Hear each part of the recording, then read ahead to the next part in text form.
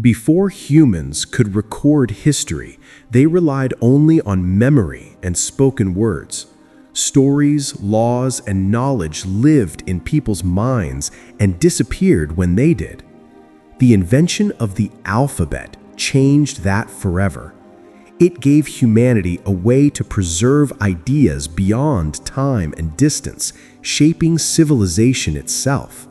The story of the alphabet begins long before letters looked the way they do today. Early humans first communicated through pictures. Around 30,000 years ago, cave paintings were used to represent animals, hunts, and rituals. These images were not writing, but they were the first attempts to communicate meaning visually.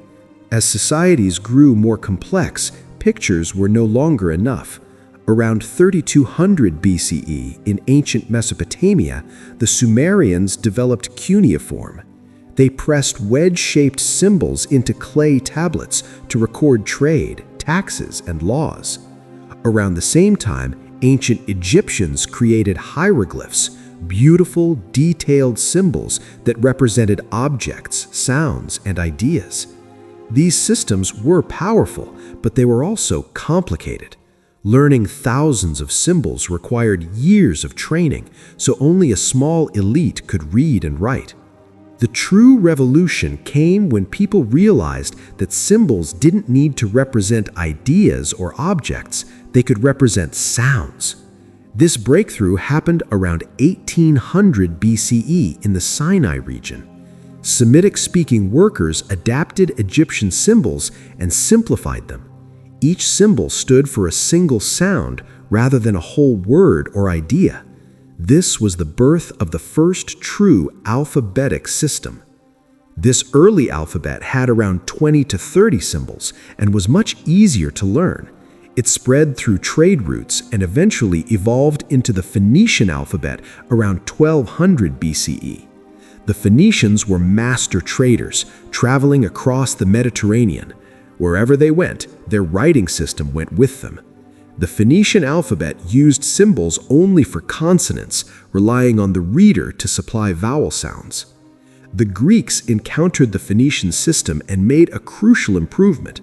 Around 800 BCE, they added symbols for vowel sounds. This made reading clearer and more precise. For the first time, written language could closely match spoken language.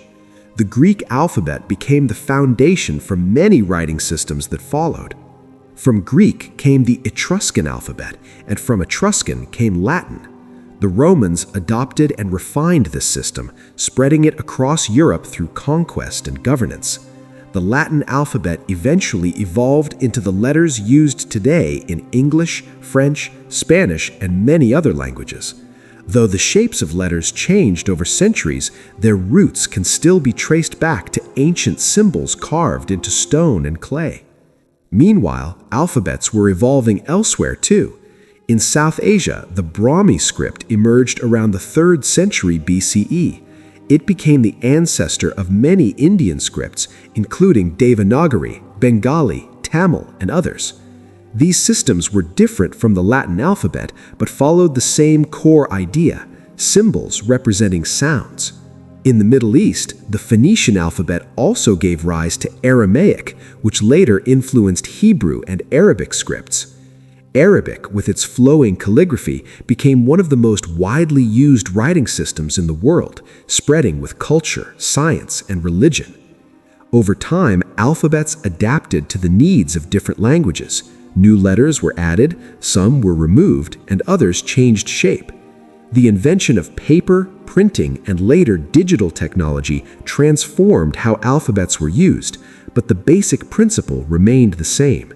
Today, we type letters on screens, send messages instantly, and store vast amounts of information digitally. Yet every letter we use carries a history thousands of years old. From simple pictures on cave walls to complex digital text, the alphabet represents humanity's desire to communicate, remember, and connect. The alphabet is more than a tool for writing.